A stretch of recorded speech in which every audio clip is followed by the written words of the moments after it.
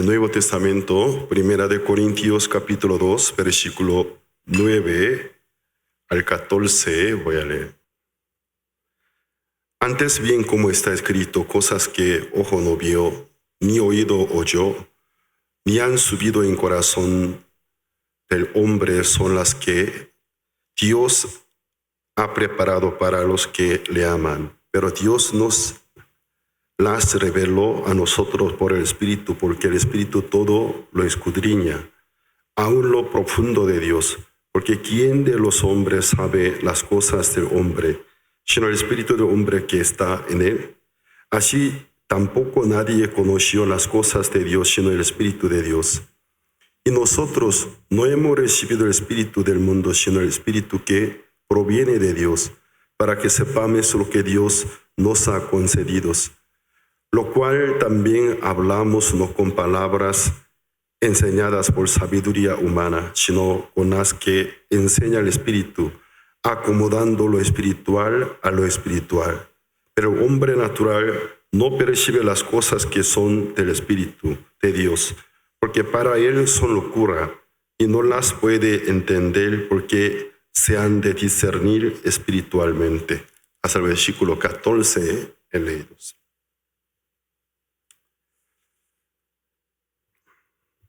Nosotros, aquí podemos, el apóstol Pablo, en la primera de Corintios, habló de la sabiduría humana.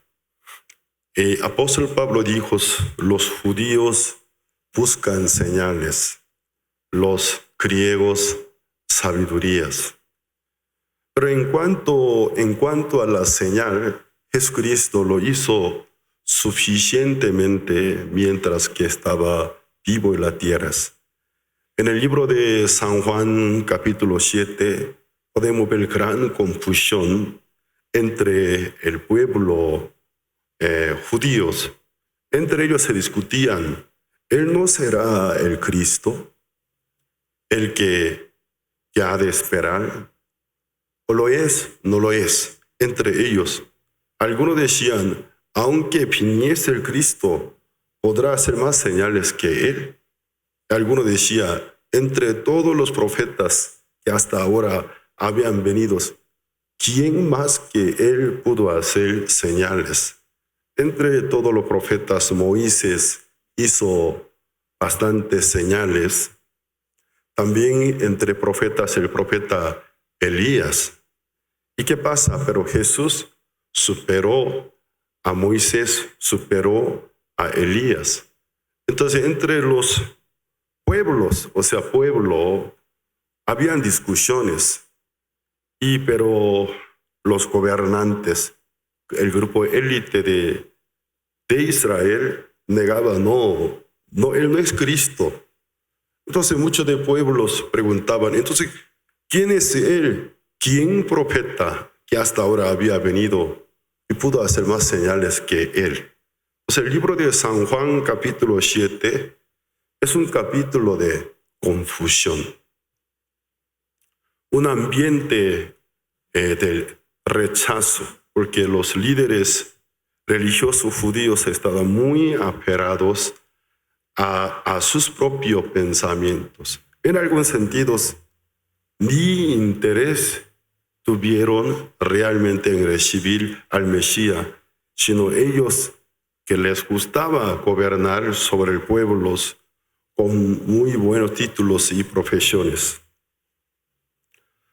Pues un día Jesucristo dijo, este siglo malvado y perverso busca señal, pero no tengo más otra señal, solo voy a mostrar señal, la señal del profeta Jonás, dijo.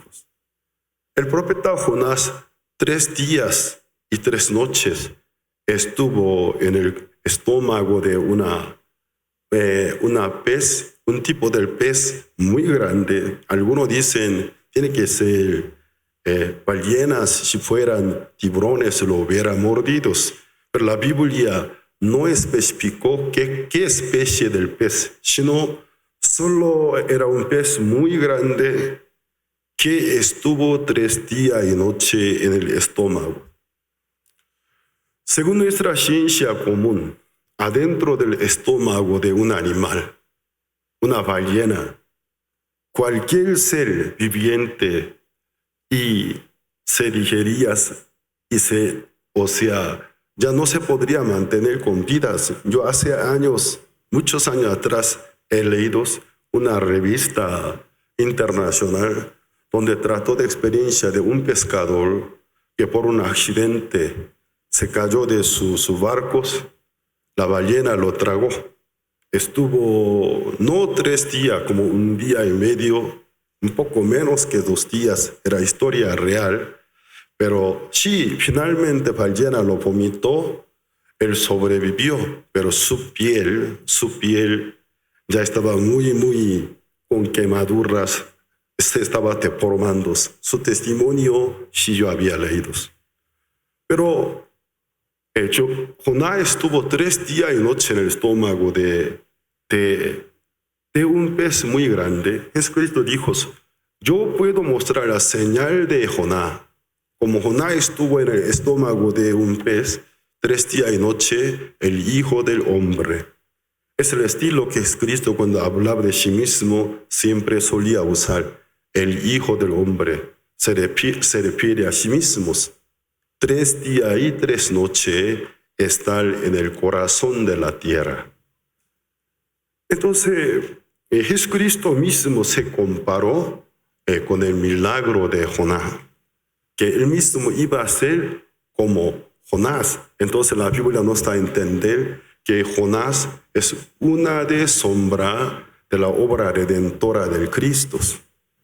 Como igual a Jonás, Jesucristo 3 días y 3 noches estuvo muerto.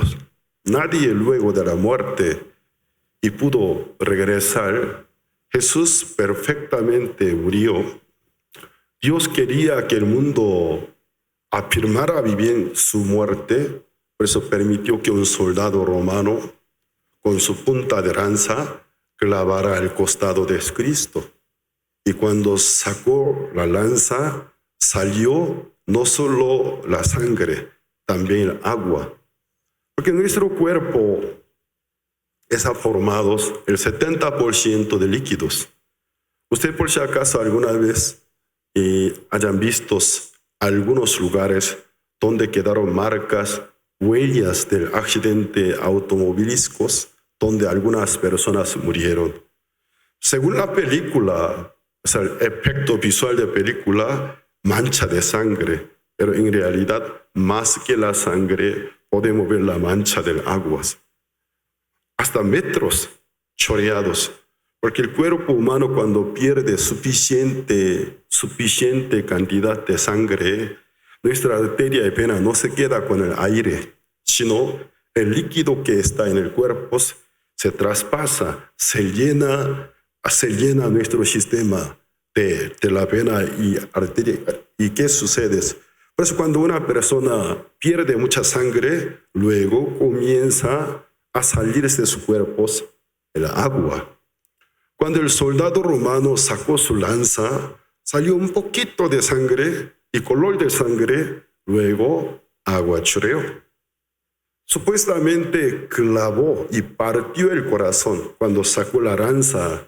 La lanza romana es famosa por su forma triangular. Al momento de clavar hace daño, pero al momento de estirar hace más daños, porque tiene 2 puntas cortas el sistema de nervios y arterias, venas, tejidos cortas. Por eso es un conocimiento común, una punta de flecha se clava, mantenerlo sin arrancarlos. Así tiene que llevarse junto al médico para poder sacarlo bien, porque al momento de sacar 2 puntas no corte, que no rasgue algún nervio muy importante.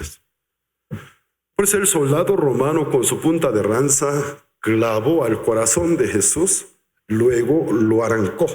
Al momento de arrancar, seguramente alguna arteria, vena principal, que es el corazón, partió. ¿Y qué pasó? Salió agua. ¿Qué quiere decir? Perdió toda su sangre. Así Dios quiso mostrar al mundo una muerte segura, que Jesús realmente se murió. No estuvo en estado del coma, sino realmente murió. Y los discípulos vieron al momento de bajarlo de la cruz, todo el cuerpo ya estaba endurecido, frío y duro, estaba muerto. Y Dios así mostró al mundo para que todo el mundo sepa que el Hijo del Dios no hizo un teatro, sino realmente murió a causa del pecado. Y 3 días y 3 noches estuvo sepultado. Luego resucitó. Jesucristo mostró un gran milagro del profeta de Jonás. 3 días y 3 noches el Hijo del Hombre estuvo en el corazón de la tierra. Así dijo Jesucristo. En otros textos, en el Hades, el lugar de los muertos, Jesús estuvo. Luego resucitó. Eso es una señal, la más grande. No habría más señal, otra señal más grande que esa señal. Pero los judíos buscan señales. Pero los griegos buscan sabidurías. Geográficamente, Roma, Grecia, junto con Asia Menor, era centro, un epicentro de filosofías. Entonces, en aquel tiempo, el pasatiempo de los griegos, romanos también, especialmente los griegos, era oír alguna información, creencia, doctrina, filosofía, pensamientos novedosos. Ese apóstol Pablo mencionó cuando él se fue a Atenas, que los de Atenas, el pasatiempo de ellos todo el día que esperaba, alguien hablará de su idea, su opinión, religión. Todo el día escuchar, luego discutir, era el hábito de ellos en aquellas épocas. Yo aquí en México no he visto tantos, pero he vivido 8 años en Perú. Los peruanos les gustan hablar. Algunos hermanos mexicanos me dijeron, los mexicanos les gustan hablar, pero no alcanzan el nivel de los peruanos. Los peruanos pasan todo el día, no solo las mujeres, los hombres superan el nivel de las mujeres. Todo el día pasan hablando. A veces los domingos yo tuve que pedir favor a ellos. Casa pastoral estaba en el edificio de las iglesias. En la tarde un rato yo quería meditar y descansar un poco. Pero por hablar tan fuerte se oía por la ventana todo lo que ellos decían. A veces abriendo la ventana sacaba mi cabeza y diciendo, por favor, silencio. Aunque sea unos 30 minutos, guarde el silencio, por favor. Todo el día pasan hablando.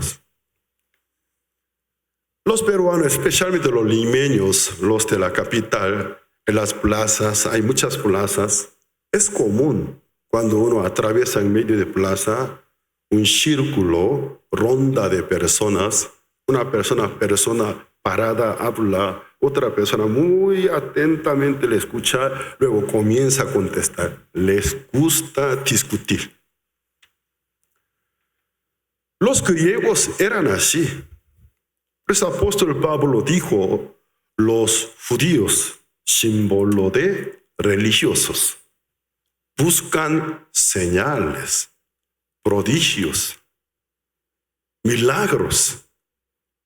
Pero los griegos buscan sabidurías.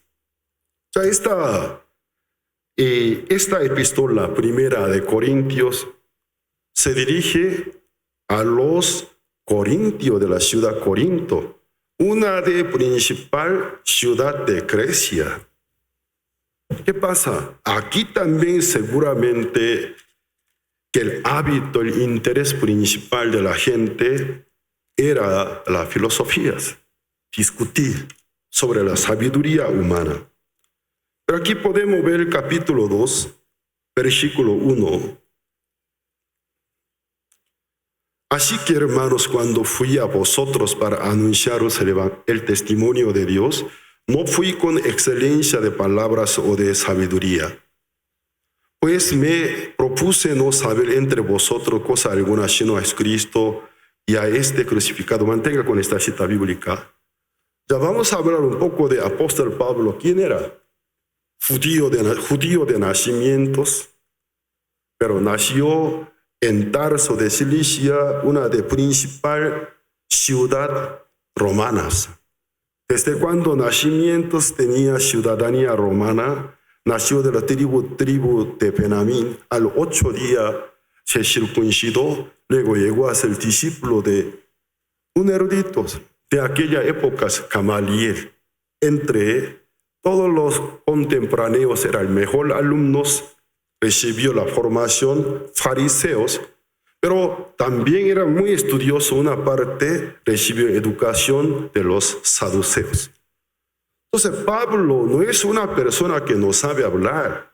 Él sí sabe, porque él aprendió, sabe hablar excelentemente.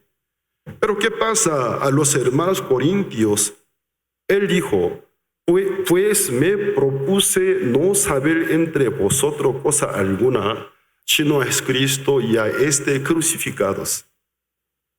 Entonces Pablo al principio no se dio cuenta. Incluso yo he visto alguna interpretación, no sé quién teólogo, ¿por qué el Espíritu Santo pudo usar grandemente la persona de apóstol Pablo en comparación con los otros apóstoles? Porque era persona más preparada, decía. Yo dije, leyéndolos, ese es un ridículo, yo dije. ¿Quién es este teólogo? Es contrario, apóstol Pablo, con el paso del tiempo, se dio cuenta lo que era excelencia para él, lo que era buena ganancia para él, el saber hablar con excelencia. Estorbaba la manifestación del Espíritu Santo. ¿Y qué pasó? Todo lo que él testifica después de muchos años, todo lo que para mí era buena ganancia, deseché por basura para que repose el poder de Dios en mí. Él se dio cuenta la excelencia humana impide la manifestación del Espíritu Santo. Si fuera una persona excelente oradora, tiene talento, habla excelente, ¿para qué el Señor debe manifestarse? Porque eres una persona excelente. El apóstol Pablo se dio cuenta con el paso del tiempo, no su carencia, ni su deficiencia, sino su excelencia. Alguna excelencia de su persona impedía la obra del Espíritu Santo hasta que él tuvo que proponerse y decidirse, desecharlas por basuras. El versículo 3, siga con las citas, versículo 3, y estuve entre vosotros con debilidad, mucho temor y temblor. Ya una pausa. Pablo, cuando estuvo entre los corintios, dice que estuvo con debilidad y mucho temor y temblor. ¿De qué temor y temblor tenía? Aquel temía que su persona se inclinara a su excelencia, a su preparación, porque si fuera así el Señor ya no se manifestaría. Pues cuando estuvo entre los corintios, él estuvo con mucho miedo y temor, para que en ningún momento el hombre Pablo fuera presentado o llegado a las personas como excelente persona. Siguiente.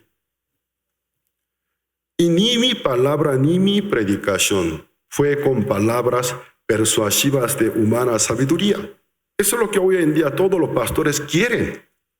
Pero apóstol Pablo es contrario. Ni mi palabra ni mi predicación fue con palabras persuasivas de humana sabiduría, sino con demostración del Espíritu y de poder. Siguiente. para que vuestra fe no esté fundada en la sabiduría de los hombres, sino en el poder de Dios. Alguna vez yo he encontrado con las personas que decían, yo me congrego a tal iglesia porque mi pastor es excelente. Entonces me dejaba muy curioso y pensativos. ¿A qué cree esta persona? ¿A qué cree? ¿Cree en la Biblia? ¿Cree en Dios? ¿Cree en la persona del pastor de su iglesia? Esta persona, ¿en qué se basa su vida de fe? ¿En su pastor o en la Biblia? Y pensabas. Entonces, por eso apóstol Pablo en esta epístola primera y segunda, especialmente primera de Corintios, ¿cómo inicia capítulo 1, segunda mitad? A quienes Dios llamó, los que no son nadie, inútiles, viles, no tienen nada. Se enfoca sobre la vocación de Dios. Dios no llama a la persona con alguna excelencia propia, sino persona que no tiene nada, para que Dios se manifieste en su vida. Yo me acuerdo muy bien una de enseñanza del pastor Oxupar, el fundador de nuestra misión, la misión Buenas Nuevas. En el año 88, desde el mes abril, yo estuve en el seminario teológico. En aquel tiempo fue llamado Escuela Misionera Coreana, pero ahora Seminario Teológico Mahanaim cambió su nombre. Como su alumno, yo estuve en el año 88. En una clase el pastor Oxupar dijo, yo deseo que ustedes en el futuro sean ministros, que los hermanos de sus iglesias digan de ustedes, ay, mi ministro, ay, pastor, eres un inútil, eres un inútil y torpe, no sabe nada. Pero qué milagroso. Cuando trabajamos fuera de la Biblia, cuando trabajamos en algún trabajo, o nosotros tomamos un tema secular para conversar, veo que eres un inútil, no sabe muchas cosas, Bill, pero qué maravilloso cuando él abre la Biblia, cuando comparte, de dónde, yo no sé qué, de dónde saca tanto poder, tanta sabiduría, tanta profundidad, que sean ministros de tal condición. ¿Para qué? La excelencia no está en ustedes, porque para que el mundo vea en ustedes a Dios. La excelencia hay en Dios, no alabar a un humano, sino alabar a Dios. Esa enseñanza, en aquel tiempo yo apuntaba, se quedó grabado en mi corazón. Pero por mi naturaleza humana, muy pronto yo me olvidé de esa enseñanza. Sin querer me esforzaba para ser una persona con excelencia. Pero con el tiempo Dios me enseñó, no, estás equivocados. Tiene un pensamientos muy errados. No, cuando tu persona es débil, yo puedo ser fuerte en ti. Cuando tu persona es pequeña, yo soy grande en tu vida. De ahí yo pude arrancarlo, despojarlo, ese pensamiento, retomando la enseñanza del pastor Oxupar. Es muy cierto. Aquí capítulo 2, de nuevo habla. Yo cuando estaba entre vosotros, con mucho miedo y temor y hasta temblor, dice. ¿Y por qué? Ni un momento para que se manifestara alguna excelencia que Pablo había adquirido en su vida por cierta condición de sus familias. Mi familia era rica, mi familia era poderosa, nací en una familia de clase alta. Desde cuando yo era niño podía aprovechar muchas ventajas que este mundo nos ofrece y pude conseguir algunas excelencias. Entonces, el apóstol Pablo en esta carta, ¿qué quiere decir a nosotros? Yo también a veces, al ver a algunos ministros nuestros de nuestra misión, él no se da cuenta, pero yo al oír puedo discernir. Tal vez, quizás él cree que alguna cualidad que él tiene le ayudaría, que le estaría ayudando, sería excelente, sin saber eso es lo que estorba el crecimiento de su espiritualidad. Uno que sabe hablar, bastante habla bien, se confía en su habla. O algunos que tienen algún tipo de carisma, aunque no se habla tan excelente, pero tiene un carisma en su actitud. La gente le gusta por sus comportamientos, quiere demostrarlo, su cualidad, pero no sabe que lo que él cree que es buena ganancia, cuánto daño le está haciendo. Pues el apóstol Pablo hasta tuvo que proponerse para que ningún momento se manifieste o su corazón se confíe en alguna habilidad suya, sino la predicación sea con el poder del Espíritu Santo y la manifestación del Espíritu Santo. Alguna vez yo he oído, ya que yo soy quien dirige muchas conferencias para líderes cristianos, para pastores. No sé hasta ahora a cuántos pastores yo he dado capacitaciones. Hace tiempo pasaron no miles, más de 30 y 40 miles de pastores. Especialmente en México, en el continente de América Latina, en Estados Unidos y en Europa. He oído alguna vez, un pastor me decía, el pastor Pablo Shin no es un excelente orador. Su mensaje es muy sencillo, simple, pero profundo. Me gusta ese comentario. Si alguien me dijera, pastor Pablo Shin es un excelente orador, ¿a quién está alabando? ¿A Dios? ¿A mí? Entonces, para Dios, ¿cómo podría verme? Tú eres un ladrón de mi gloria. Entonces, Él no me va a poder bendecir, sino pensará cómo en humillarme, cómo afligirme. Por eso el pastor Oscar decía, ustedes sean inútiles, ustedes sean menos, ustedes sean viles, para que el mundo alabe a Dios. Entonces piensen desde el lugar de Dios. Dios, ¿a quién siervo Él le gustaría derramar más bendición, ayudar más? ¿A quién por su vida toda la persona alabe a Dios? Pero al ver a quién la gente, en vez de alabar a Dios, a Él le da la gloria. Dios no le va a utilizar poderosamente, sino pensará en humillarlos. Sean prudentes.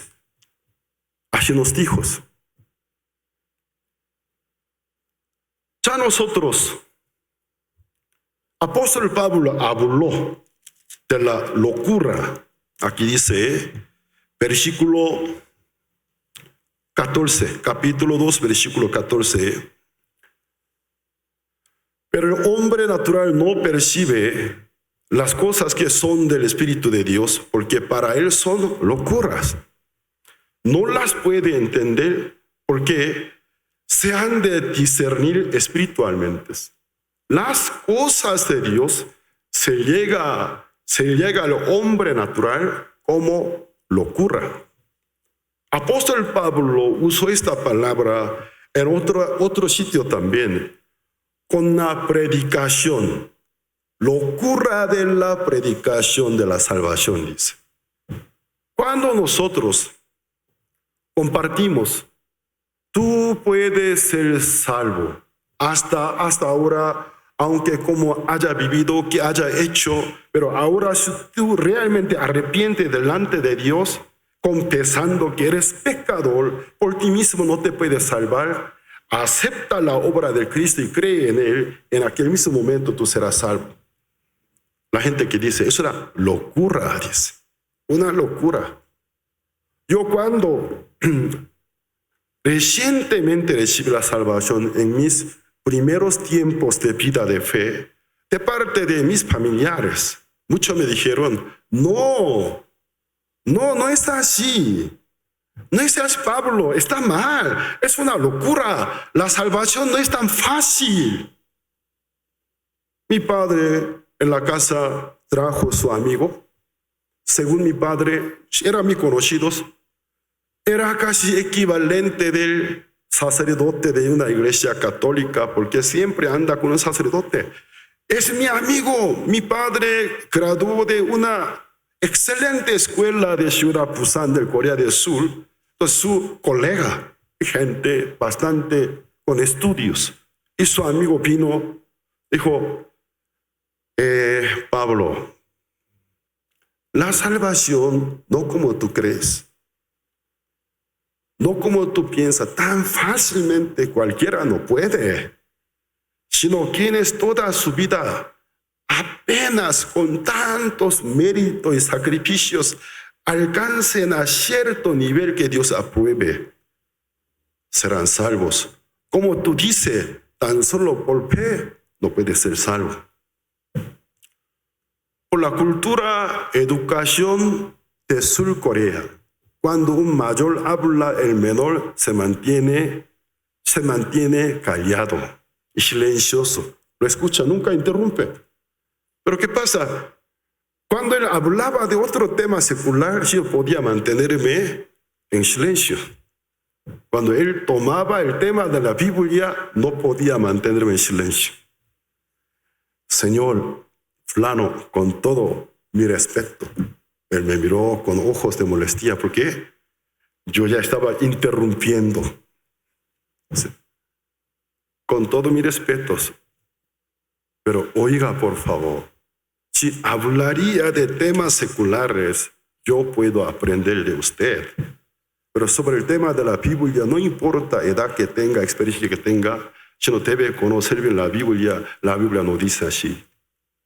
La Biblia dice la salvación, arrepentíos y creed en el Evangelio. Nuestro Señor Jesucristo predicó así. Si tú te arrepintieras de tus pecados y creyeras en el Evangelio, serás salvo, dice. Él se molestó y se fue y dio un consejo a mi padre, tu hijo está en un borde entre locura y lo normal. Ten cuidados. Tu hijo está en el borde entre locura y lo normal. Mira, los ojos de sus hijos, el brillo que tiene, eso no es normal. Y mi padre se amargó. Un día trajo una de mi tía, una de hermana mayor de mis padres. Toda su vida ha sido budista. Ella me estaba esperando. ¿Cómo está, sobrino? Tía, tú sabes que nuestro apellido Shin, luego hay forma de mencionarlo, Shin de Yongsan, de la agrupación Sanjangun, proviene de tal persona. Tradicionalmente somos budistas. En nuestra familia no hay un cristiano. Tú tienes que respetar la tradición de la familia.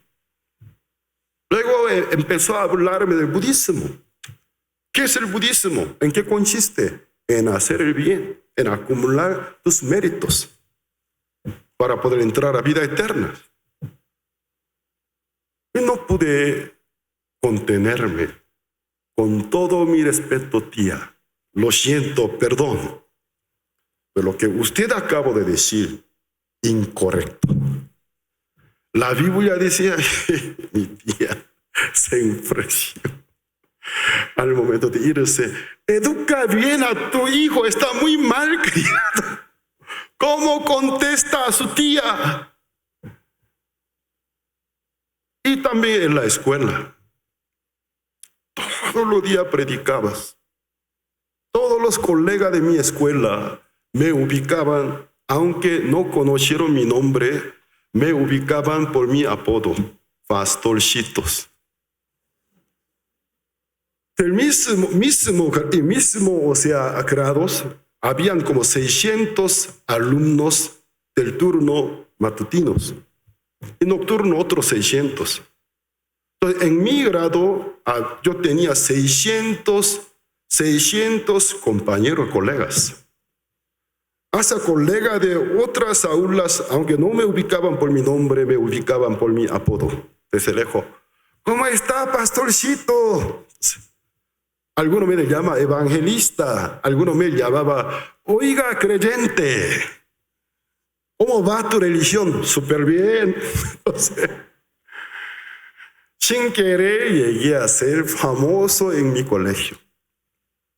Incluso, después de años, cuando a mí me tocó a ingresar por mi servicio militar a un cuartel de una ciudad, entre los soldados habían algunos colegas de mi colegio.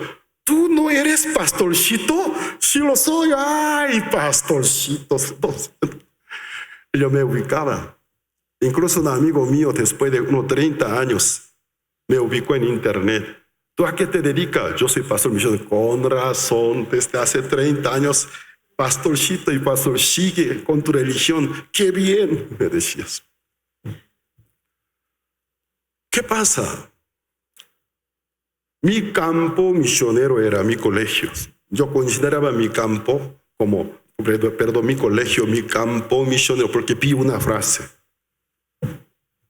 No solo el que fue enviado a algunas naciones misioneros, sino todo aquel que tiene el corazón del misionero es misionero.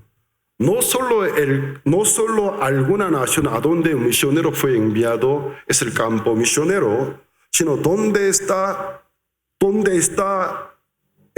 cristiano que tiene el corazón del misionero es su campo misioneros.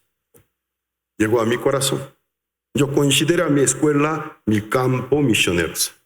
Todos los días en la escuela leía la Biblia, incluso cantaba himnarios, y luego compartía con mis amigos.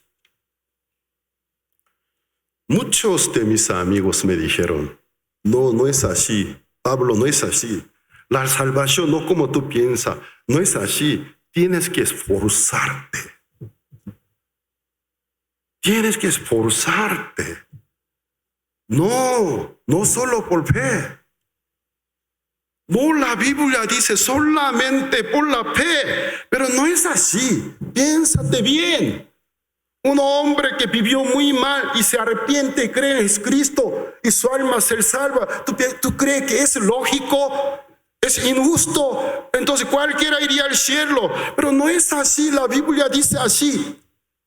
Todo el mundo me decía, la predicación de salvación era una locura.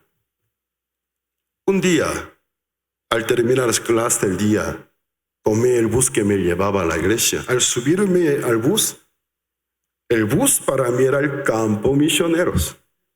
Aprovechaba el bus para lectura bíblica cuando hay un asiento libre, no hay mucha gente. Mi mochila sobre mis piernas y encima sacaba la Biblia, colocaba, leía las Biblias. No quería desperdiciar tiempos, unos 30, 40 minutos, sin pensar nada, por la ventanilla al ver cosas que no tienen ningún sentido, sino quería aprovechar para lecturas.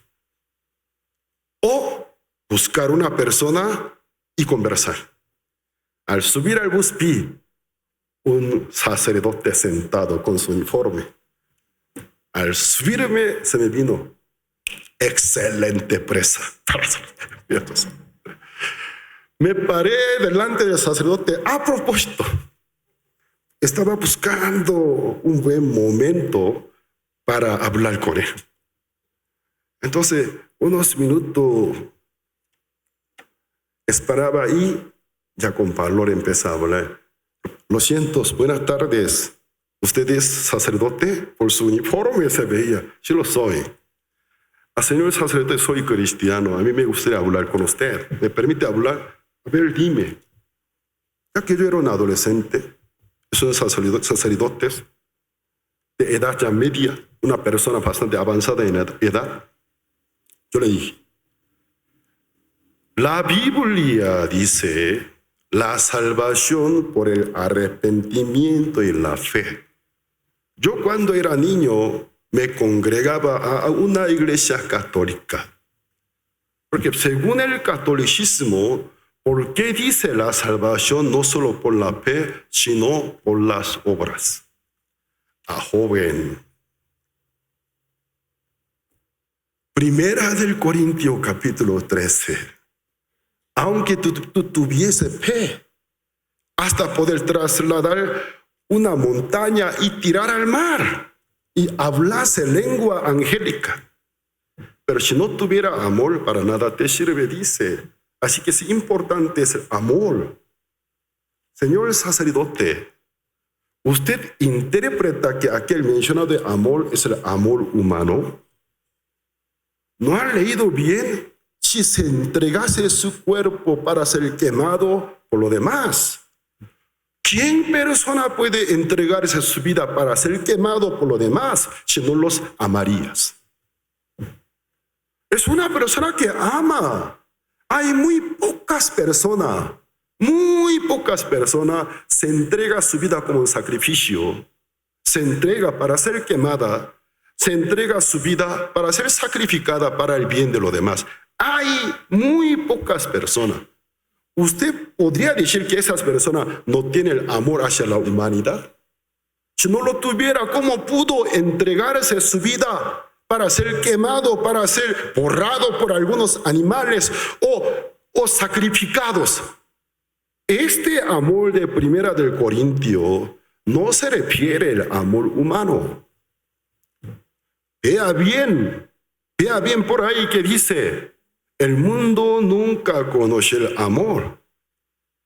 Dios demostró el amor que había enviado su Hijo para que se sacrificara para el perdón de nuestros pecados. El amor de la Primera de Corintios capítulo 13 es Jesucristo. Aunque hablase lengua angélica, se entregara su vida para ser quemado por lo demás, tuviera fe para arrancar una montaña y tirar al mar, pero si no tuviera Jesús, para nada te sirve. Eso es lo que la Biblia dice.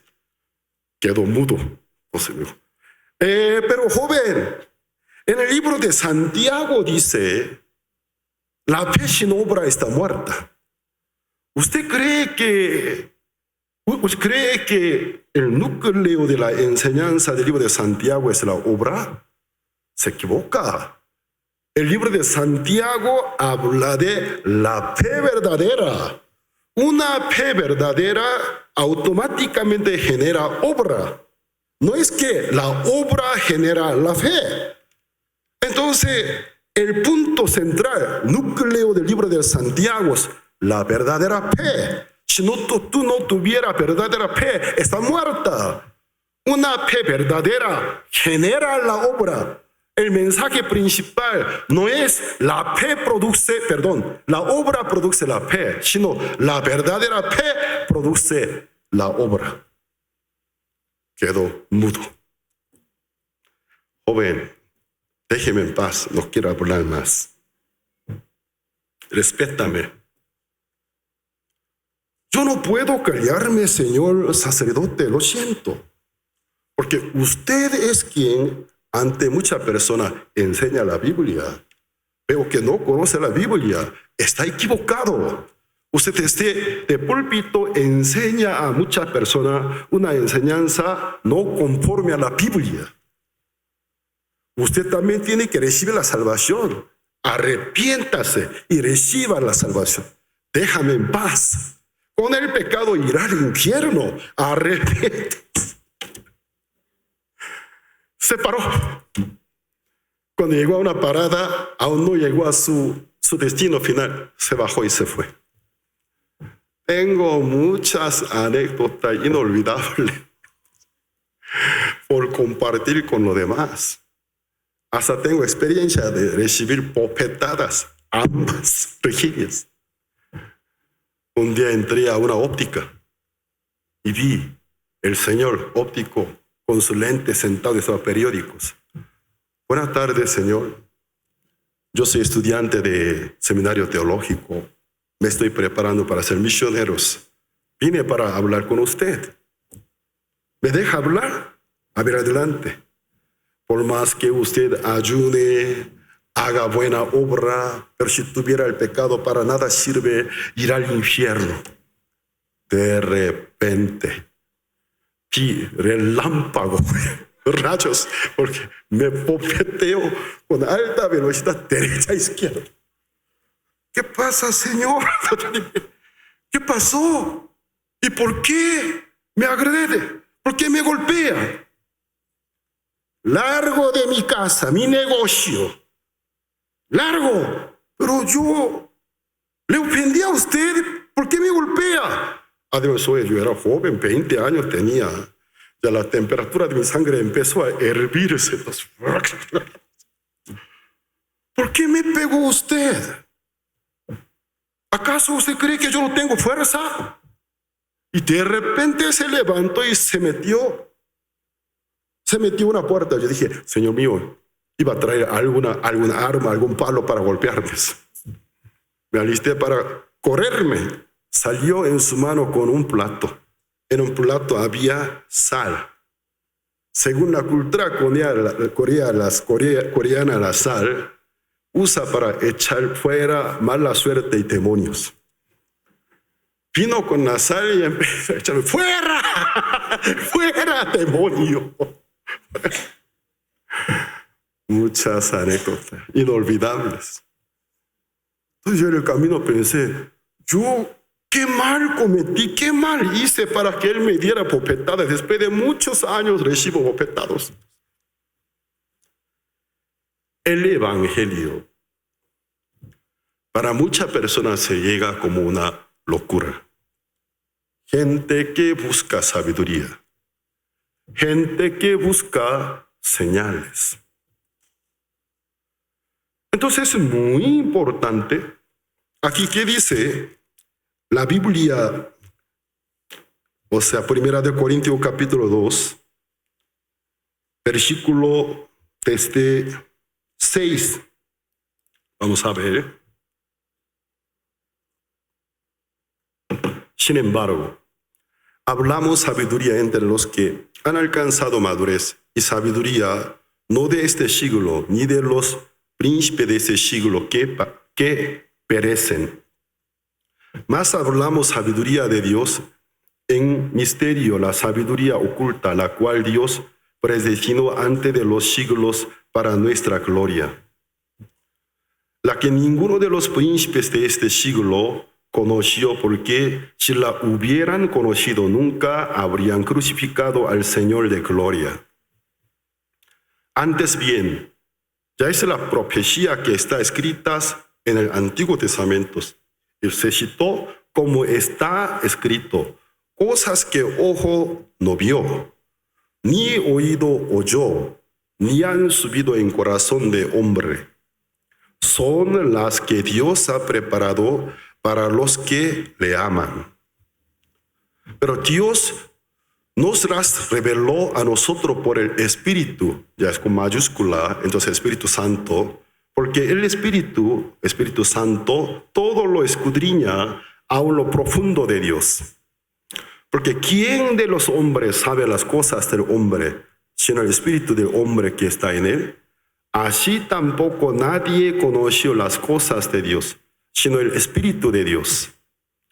Y nosotros no hemos recibido el Espíritu minúscula, Espíritu del mundo, del diablo, sino el Espíritu mayúscula, Espíritu Santo, que proviene de Dios, para que sepamos lo que Dios nos ha concedido.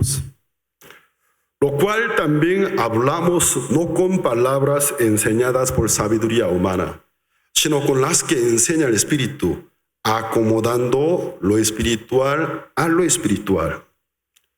Pero el hombre natural, fíjense, el hombre natural no percibe las cosas que son del Espíritu Santo de Dios, porque para él son locura. No las puede entender porque se han de discernir espiritualmente. Todas las cosas que Dios ha preparado, las cosas que ojo no vio, el oído no oyó. Según la profecía, todas las cosas Dios ha preparado para los que le aman, cosas que ojo no vio, el oído no oyó. Entonces tenemos que tener cuidado con nuestra vista, con nuestro oído, cuando algo sucede en nuestra vida, porque todas las cosas que Dios ha preparado para nosotros, ojos que no vio, oídos que no oyó. Entonces, una persona aferrada a su pensamiento del hombre natural, la sabiduría humana, ¿qué pasa?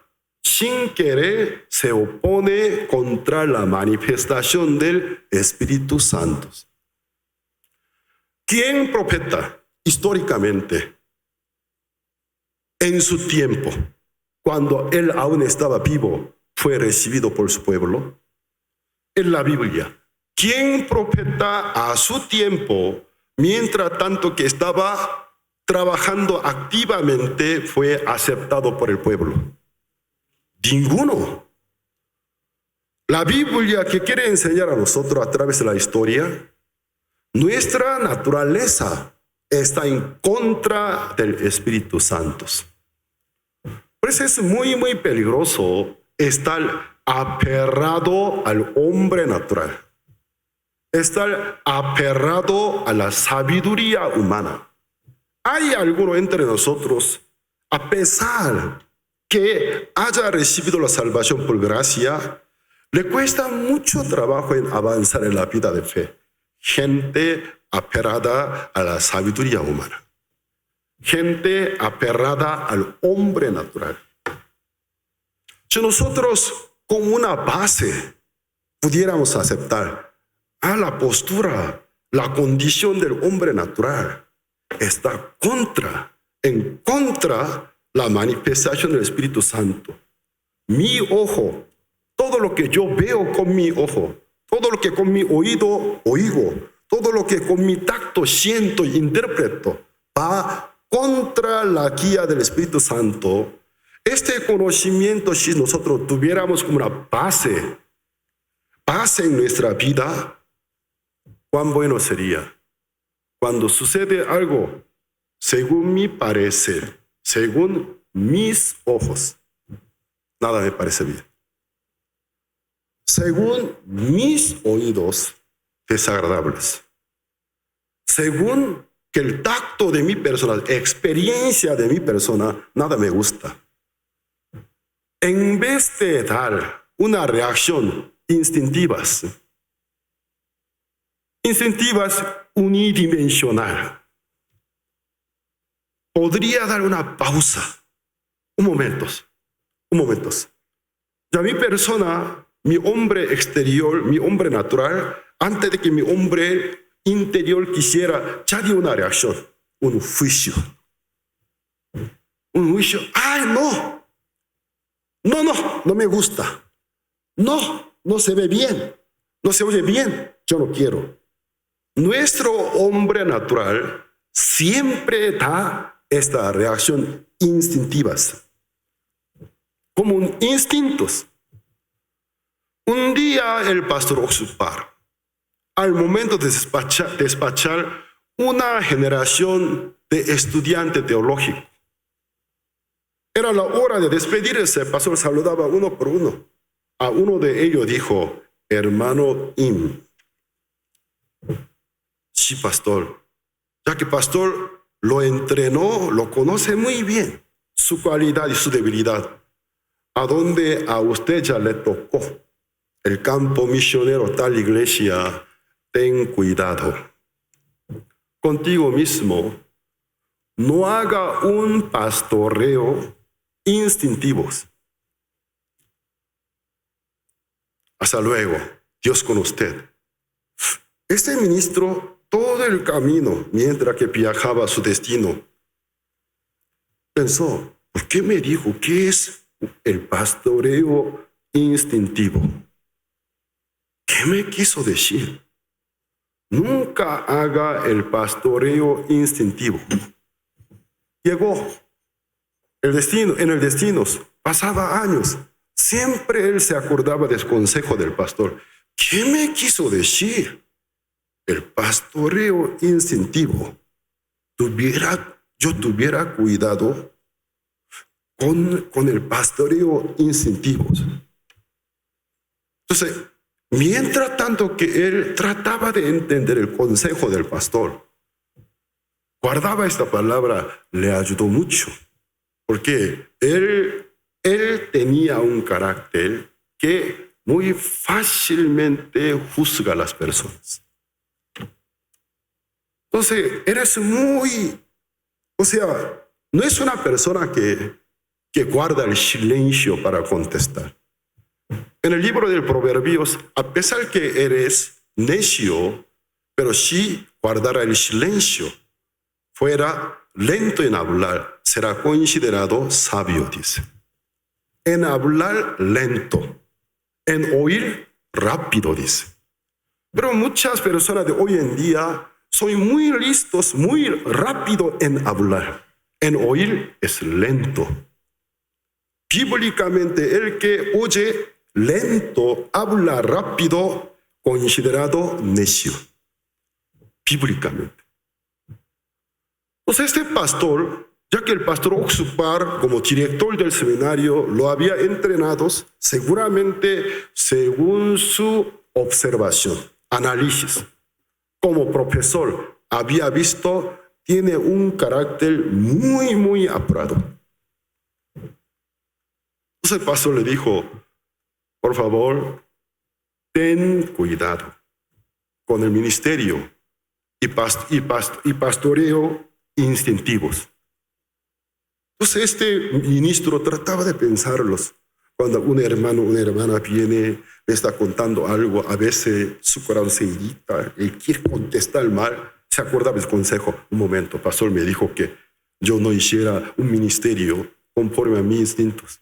Mis instintos, tengo que guardar el silencio. Aunque ya quería salir una palabra, quería contestarle, trataba de guardar el silencio. Oía atentamente. Podía ver gran bendición de Dios en sus vidas. Nosotros estamos rodeadas de las personas que viven conforme a sus instintos. En vez del buen razonamiento, instintos, contestar. Cada día es más difícil. Recibir la salvación hace la vida de fe. ¿Por qué? Estamos viviendo en el siglo denominado siglo digital. Entonces la gente de hoy en día ya no ejerce escribir alguna carta larga, redacción, sino mensajear de una oración corta. Y hasta le está pereza para escribir una oración pequeña. ¿Y qué pasa? Simplificar una palabra que ya los adultos ni entienden. ¿De qué habla estos? Un día, hace unos 13, 14 años, unos 20 años, cuando estaba en Perú, un misionero temporal del programa de Cuñus Core era un universitario. Al momento de escuchar mi palabra en coreano, dijo 당근. 당근, según el diccionario, es zanahoria. Entonces, ¿por qué me dice en ese momento una verdura zanahoria? Cada vez que yo decía algo, 당근 decía. ¿Es 당근 zanahoria? Es zanahoria. No le pude entender. ¿Qué significa zanahoria, 당근? Ay, pastor, es una palabra de los jóvenes, simplificadas. Entonces, en coreano, por supuesto, ¿cómo se pronuncia? 당연히 그렇죠. Es un poco largo. 당연히 그렇죠. Entonces, escribir muy largos. Ellos solamente la letra inicial, 당, 근. Pero equivalente de palabra zanahoria. Yo oía zanahoria. Ellos cómo se entendían. Ah, por supuesto, por supuesto. Cada rato, zanahoria. ¿Zanahoria? ¿Zanahoria? Los jóvenes surcoreanos de hoy en día, cuando se asusta, ay, estoy asustado, le dice, 헐, dice. Entonces un día, vi redacción, 헐. ¿Qué es 헐? 헐? 헐. Incluso escribía a una misionera, 헐, así escribió. Entonces, ¿qué es 헐? Ah, pastor, es una expresión juvenil. Ah, qué susto. Qué sorpresa, seguramente en español también. Especialmente en México, campeón, ¿no? Entonces, estamos viviendo en un siglo digital. Una contestación, reacción instintiva. Ya estamos perdiendo una cualidad, razonar, pensar profundamente. Hasta los adultos ya están perdiendo esa cualidad. Jóvenes ni siquiera pueden desarrollar esa cualidad. Desde cuando aprende a hablar y escribir, así inicia. ¿Qué pasaría luego de unos 10 años, 20 años? ¿Podríamos esperar un buen escritor que realmente sabe escribir, sabe expresar el corazón? Cada vez es más difícil. Yo soy extranjero. El español no es mi idioma natal, sino por el estudio aprendí. Por eso a veces tengo tantos vocablos memorizados, pero ya que no es mi idioma natal, a veces se va de mi mente. ¿Qué era? Entonces, a veces en el púlpito quiero mencionar ese vocablo y se me fue. Tenía memorizado, pero al momento no me acuerdo. Entonces me tardo qué era, porque no es un idioma natal, sino solo por estudio y memoria. Pero cuando yo chateo, yo mensajeo mucho con todos los ministros mexicanos, latinoamericanos, lleno de errores, llena de equivocaciones. Tengo que llamar la atención de ellos. Así no se escribe. Eso no es Z. Eso no es la S. ¿Dónde está? H, sin H. ¿En qué siglo estamos viviendo? Cada día más y más somos más apurados. Apurados. Cada día gente se vuelve más furiosa. Difícil ver la persona que tenga la calma. Difícil es ver la persona con calma oye a otra persona. Luego contesta. Nosotros en esta vida de fe tenemos que tener cuidados con nuestro hombre natural. Mi hombre natural, no digo mi persona en Cristo Jesús, la nueva criatura, digo de mi hombre natural. Mi hombre natural no percibe las cosas que Dios hace. Mi hombre natural no obedece a las cosas que Dios hace, ni entiende.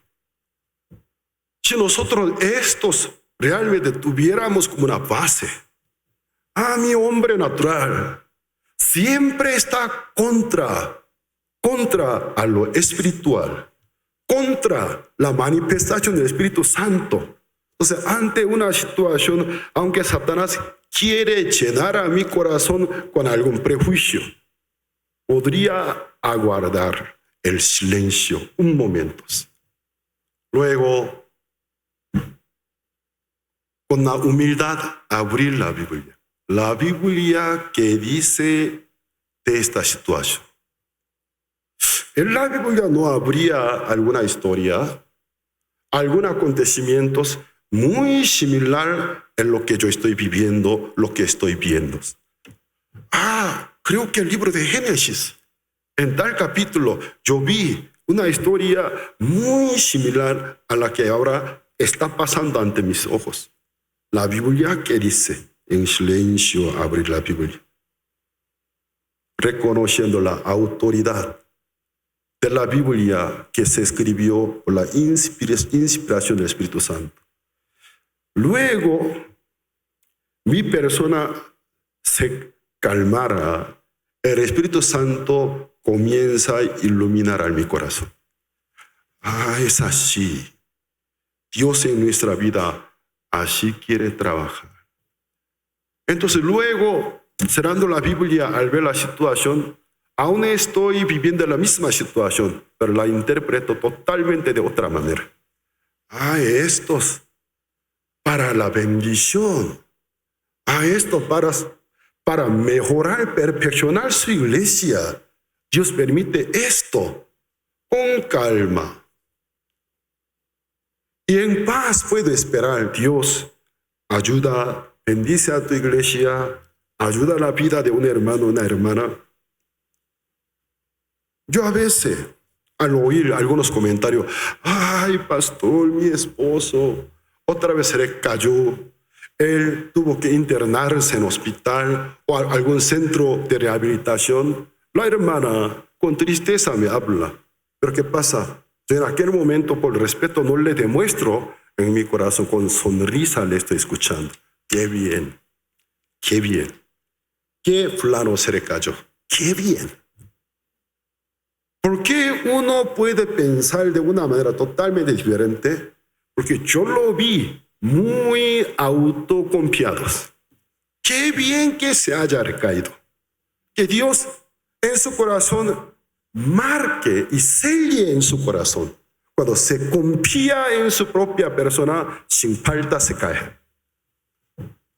El hombre espiritual ve las cosas muy diferente que el hombre natural. Entonces en nuestra vida es necesario recibir la guía del Espíritu Santo.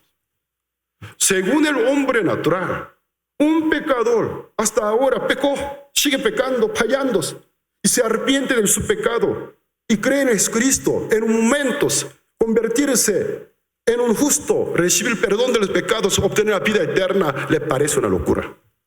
No estoy de acuerdo, es una locura, pastor. Tenemos que tratarnos de ser mejores personas. Tenemos que esforzarnos para hacer buenas obras. Entonces, señora, ¿usted cree que con sus buenas obras podría ganar el favor de Dios? ¿Podría entrar a la vida eterna? No creo. ¿Pero por qué piensa así? Porque la gente le choca en gran manera la predicación de la salvación, la predicación de fe. El hombre natural no puede percibir, ni puede entender, tampoco recibir todo lo que el Espíritu Santo hace en nuestra vida. En el Antiguo Testamento nosotros podemos ver una historia. El rey David, en sus últimos años de reinados, de repente, según la Biblia dice, en alguna parte de la Biblia fue Dios, otra parte dice fue Satanás. Vamos a ver. Segundo de Samuel capítulo 24. Segundo de Samuel capítulo 24 versículo 1. Volvió a encenderse la ira de Jehová contra Israel. Fíjense, incitó a David contra ellos a que dijese: ve, haz un censo de Israel, de Judá. no, solo versículo 1, dice, volvió a encenderse la ira de Jehová contra Israel e incitó a David, provocó a David contra ellos a que dijese, ve, haz un censo de Israel y de Judá. También en otro libro de la Biblia trata del mismo acontecimiento. Primera de Crónicas, capítulo 21. Primera de Crónicas, capítulo 21, versículo 1. Pero Satanás se levantó contra Israel e incitó a David a que hiciese censo de Israel. Según segundo de Samuel, parece que Dios es quien a él le provocó, le incitó. Pero sobre el mismo acontecimiento, según Primera de Crónicas, Satanás dice, incitó al corazón de David contra Israel para que hiciera el censo. Muchos dirán, ¿hacer censo es un acto pecaminoso? Depende. ¿En qué momento? ¿Con qué propósito? Los israelitas hacen censo antes de la guerra, cuando convoca de 12 tribus, varones que puedan pelear de 20 a 50 años de edad. Hace el censo en tal tribus de 20 a 50 tantos. Cuando hace censo antes de la guerra, y también antes de repartir tierras. Pero David, no estando en el tiempo de la guerra, quería hacer el censo. ¿Qué quiere decir? Quería ver, quería medir. Dios cuánto le ha bendecido, como la promesa, y tu descendencia será como arena, como arenas del mar, como las estrellas. Quería ver su poder hasta dónde alcanza. Entonces ese acto delante de Dios fue mal visto de su incredulidad. Además, al momento de hacer el censo, tenemos que conocer la escritura para hacer el censo. ¿Qué significa hacer el censo? Contar el número de la persona, supuestamente cada persona presentar delante de Dios. Enciende la ira de Dios. ¿Por qué? Nuestra naturaleza es pecaminosa. Cada persona, cuando personalmente lo presenta, uno, Pablo Shin de Ciudad de México, uno, ante la vista de Dios, contado el número, Dios ve a su presencia, pero Dios ve nuestra naturaleza. Somos pecadores, se enciende su ira, quiere matarnos. Si quiere redimir la vida de aquella persona contada en censo, tiene que redimir por una ofrenda expiatoria o por el rescate, pago del rescate. Es una expiación, medio ciclo. Vamos a ver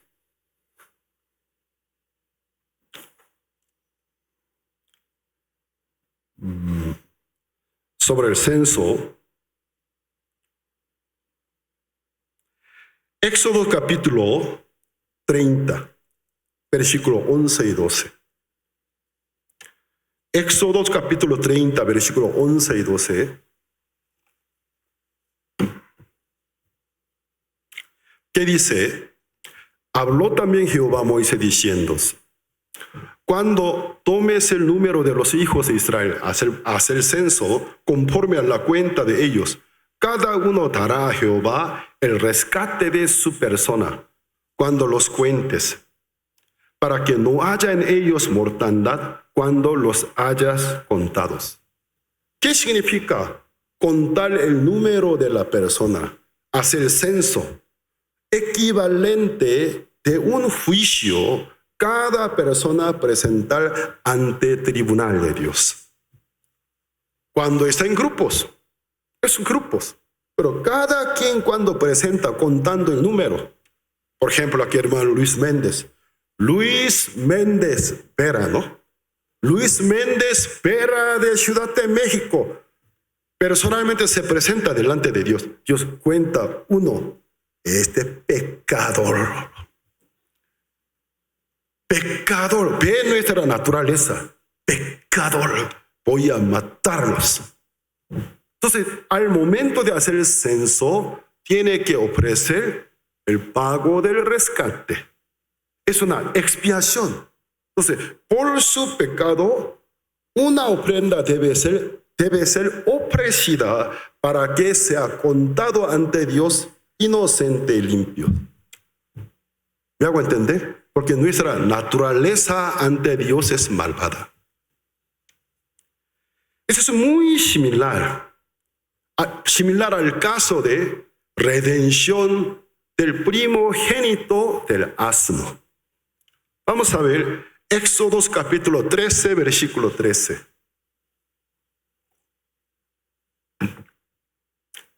Éxodo capítulo 13, versículo 13. Mas todo primogénito del asno redimirás con un cordero. Si no lo redimieres, quebrarás su cerviz. También redimirás al primogénito de tus hijos. Ya el primogénito del asno, Dios al verlo, se enciende su ira, porque al ver el carácter del asno de dura cerviz, en su mente se viene la dura cerviz de seres humanos. Maldito sea, quisiera quebrarlo. Porque duro asno para Dios, símbolo de ser humanos. Muchas veces dijo de dura cerviz. Entonces el asno tiene su cerviz muy dura, entera, no como serpiente, sino entera, así. Al ver la dura cerviz, Dios se acuerda, yo conozco alguna especie de tal dura cerviz, humanos, quiero matarlos. El primogénito de asno, al ver su naturaleza malvada, se enciende la ira de Dios, quiere quebrar su cerviz. Si quiere salvarlos, redimirá por un cordero. Entonces el primogénito de cada asno es redimido. Según su naturaleza, tuvo que ser sacrificados. Pero una ofrenda fue sacrificada por él, pues se mantiene con vidas.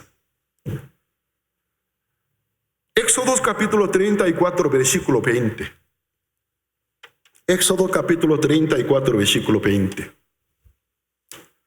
Pero redimirás con cordero el primogénito del asno, y si no lo redimieres, quebrarás su cerviz, redimirás todo primogénito de tus hijos. Ya Dios aquí conecta el primogénito del asno y el primogénito del hombre, porque al ver al primogénito del asno se acuerda de nosotros. Quiero matarlos de dura cerviz. La naturaleza malvada. Si quiere salvar la vida del primogénito del asno, si quiere salvar la vida del primogénito de los hombres, redimirá con un cordero, Jesucristo. Porque nuestra malvada ante Dios no se ve agradable, desagradables. Pues al momento de hacer el censo, en vez de redimir con un cordero, solo con el pago del rescate, medio ciclo. Entonces, una expiación. Pero el pago del rescate, aunque sea rico y pobre, es igual. Eso tiene un gran significado. Para la salvación, Dios no le importa sea rico y pobre, poderoso y débil. Para todos, Dios ofrece un solo pago, Jesucristo. La sangre de Cristo.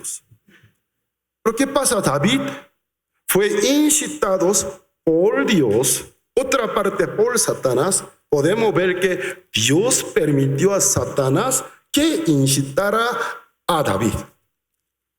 Aparentemente, esto se ve como culpa de David. 70,000 israelitas cayeron por la mortandad, por peste. Pero Dios dijo en el libro de Éxodos, habrá mortandad. Inició la mortandad. 70,000 israelitas cayeron. La Biblia que dice, Jehová estuvo contra Israel. Aunque la Biblia no nos especifica muy bien cuál pecado Israel había cometido. Pero ante la vista de Dios había un pecado en ellos. Dios quería castigar a ellos, mejor dicho, purificar el pueblo de Israel. Para poder purificar al pueblo de Israel, ¿qué pasa? Incitó al corazón del gobernante, el máximo mandatario, hiciera el censo. Ante la vista humana, ¿cómo se ve este asunto? Culpa de nuestro rey. Su culpa, por su culpa, violando la ordenanza de Dios, hizo censo, nos ha traído, que el peste nos ha traído la mortandad, tu culpa. Rey David, mientras tanto que la mortandad se esparcía, sí se sintió culpable, golpeando su pecho. Dios es injusto, yo soy el reo, yo soy el culpable. Si alguien quiere castigar, soy yo, castígame, porque mi pueblo cae. Vamos a ver, Primera de Crónicas, capítulo 21,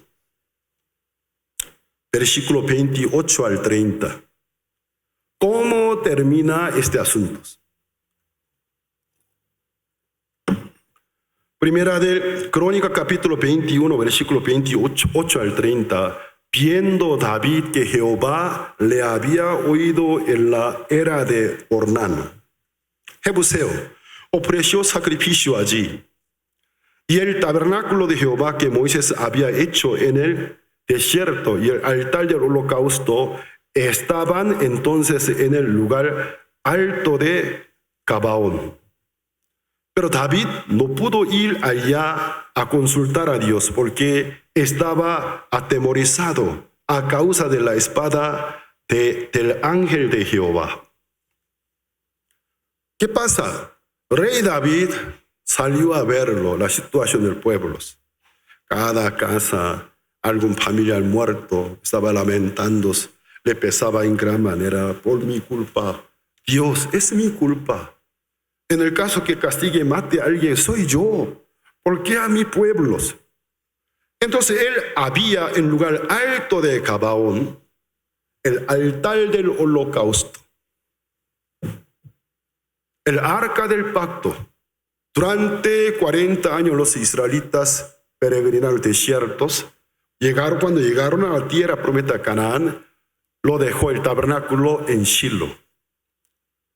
Luego, cuando hubo una guerra contra los filisteos, 12 hijos del sumo sacerdote Elí, sin permiso de Dios, sacó el arca del pacto, lo llevó a la guerra, creyendo que la presencia del arca del pacto les ayudaría como una superstición.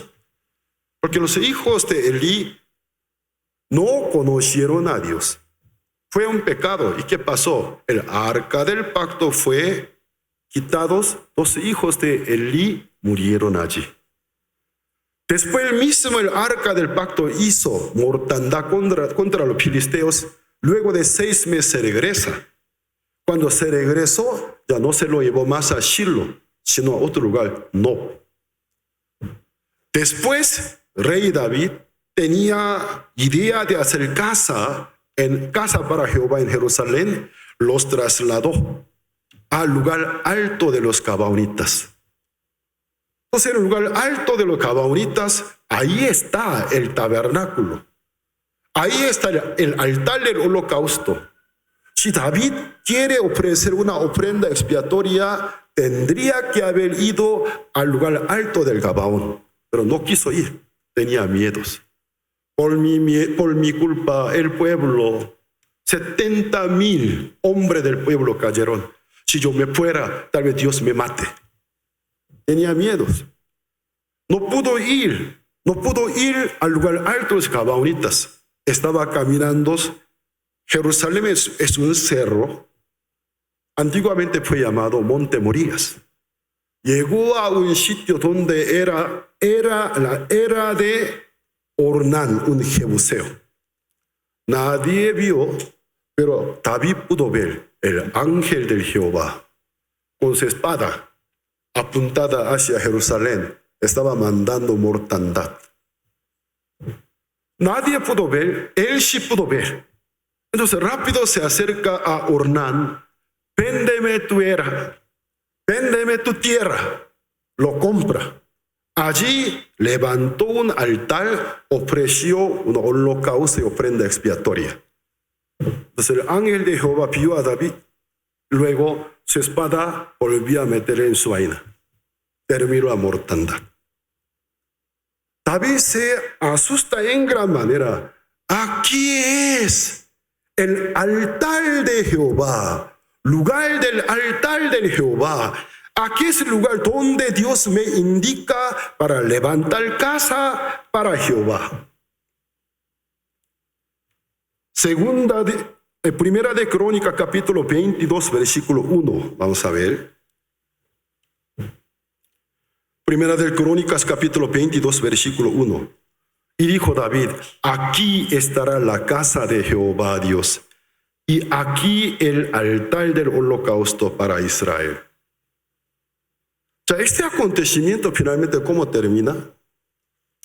Al principio, como si fuera por la culpa de David. Por la culpa de David, David hizo censo del pueblo de Israel. Por su rebelión, desobediencia, como Dios hubiera atacado a los israelitas. Entonces, este acontecimiento que quiere enseñar a mí, yo al momento de leerlos, para mí es una advertencia. Muchas veces ante mis ojos, lo que Dios hace, muchas veces no se verá tan agradable. Entonces en mi corazón rápido quiere levantarse mi propio juicio. Una reacción instintiva. Rápidos. Dios que me dice, ten cuidado, Pablo. Las cosas que yo he preparado, el ojo nunca vio, el oído nunca oyó. Tenemos que tener cuidado con nuestro hombre natural. Por eso en la vida de fe hay un riesgo. Un cristiano no aprende, no ejerce la vida de fe. ¿Qué sucede? Con el conocimiento bíblico se inclina a su hombre natural. Con el tiempo puede convertirse en un ser monstruoso. En su cabeza mucho conocimiento bíblico, pero su corazón nunca se doblega, nunca obedece al Espíritu Santo. Con tantos conocimientos, quien siempre pasa criticando, pasa juzgando a todos, a los hermanos, la iglesia, hasta los siervos. Nosotros en la vida de fe tenemos que ser cuidadosa y temerosa. La Biblia que dice, el temer a Jehová es el principio de la sabiduría. Sobre todo, temer a Jehová, respetar a Jehová, reconocer a Jehová, es el principio de las sabidurías. Muy a menudo en mi casa, ¿qué sucede? En la mesa de comedor, hablando con mi esposa, sin pensar, se sale alguna palabra, tomamos algún tema. Llamo mi atención de mi esposa, cuidado con tu boca. No hable de esa manera. Yo mismo, a mí mi persona advirtiendo, un momento, mi amor, lo siento. Señor, lo que he dicho se salió del error. Misericordia, por favor, no es así. Muchas veces en la mesa, en la hora de comida, Sin pensar hablamos de alguien. Sin pensar hablamos de algún asunto. Pero ¿cuántas veces nuestro hombre exterior, nuestro hombre natural, se vuelven enemigo de Dios? En mí veo el Espíritu Santo. También en mí veo la manifestación del espíritu inmundo. En mí veo el hombre interior. En mí veo el hombre exterior. En mí veo el hombre espiritual. También veo el hombre natural. El hombre natural no percibe las cosas de Dios. Y ni hace caso, tampoco puede entenderles. Hermanos, Dios tiene preparados muchas cosas para sus amados. En nuestra vida estaremos viéndolas. Cuántas bendiciones, cuántas hermosuras, cuántas cosas maravillosas. Pero siempre las cosas preparadas por nuestro Dios para nosotros son cosas que el ojo no vio. Son cosas que el oído no oyó. Si yo, en el caso que sin querer me aferrara a mi hombre natural, en aquel momento yo voy a ser un estorbo. Un estorbo de la manifestación del Espíritu Santo. En este camino, tener algo propio, lo suyo propio deseo, propia idea, propia opinión, es muy, muy peligroso. Es nuestra naturaleza, ya que nosotros sin querer podemos amanecer pisando esta tierra. Desde mañana cuando levantamos de la cama, pisamos la tierra. De la misma manera, nuestra naturaleza está más cerca de lo terrenal. Cuando pensamos, vemos, que oímos, siempre queremos interpretar conforme al hombre natural. Pero el hombre natural no puede recibir, ni percibe, tampoco puede entender las cosas que Dios hace en nuestras vidas. Por eso la Biblia que dice, sobre todo, reconócelo, dice. Sobre todo, yo alguna vez he dicho, hasta en ese momento me parece injusto, hasta ese momento es un abuso, esa cita bíblica es un abuso, hasta ese momento que yo no quisiera reconocerte. Sobre todo, reconocerlo. No es abusivo, no me gusta. Sobre todo, reconocerlo hasta el momento que menos te guste. Entonces yo enderezarás tus veredas. Por esa razón, la gente que está aferrada al hombre natural, sin querer llegaron a ser enemigo de los profetas, enemigo del Cristo. Ustedes dicen, no, yo si hubiera nacido el tiempo del profeta Isaías, lo hubiera recibido muy bien. Yo si hubiera nacido el tiempo de Jeremías, me hubiera invitado a comer carnitas, alguna comida, taco al pastor, no como ellos, malditos. ¿Acaso los israelitas son peores personas? Son sombras nuestras. Yo, cuando era muy joven, vi película de Jesús de Nazaret. La escena de la crucifixión de Jesús me conmovió mucho y me enojé. Yo si hubiera estado en el tiempo de Jesús, hubiera pegado al soldado romano, hubiera defendido. Nada más que era una fantasía.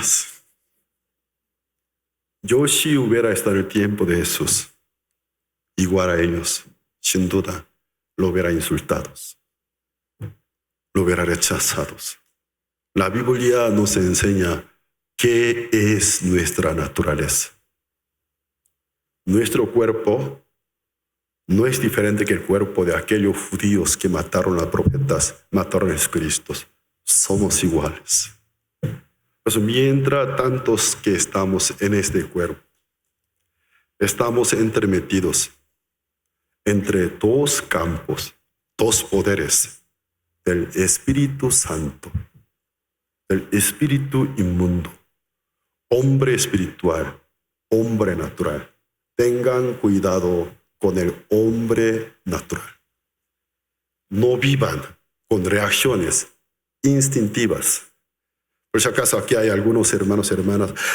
Yo tengo carácter como fósforo, instintivos. En aquel matrimonio siempre verá pelea y guerras. Porque en aquellas reacciones instintivas, Satanás trabaja. Guarden un poco de silencio. Un momento silencioso. Con cuidados, buscar un lugar solo. Señor, siempre me equivoco. Señor, siempre yo fallo. Señor, siempre la manifestación de mi hombre natural tiene inclinación a Satanás. Ayuda. Con temor, con humildad, abrimos las Biblias. En silencio leemos y oramos. El Señor me muestra las cosas que Dios tiene preparados para el bien, para la bendición. Amén. Hoy hasta aquí compartimos.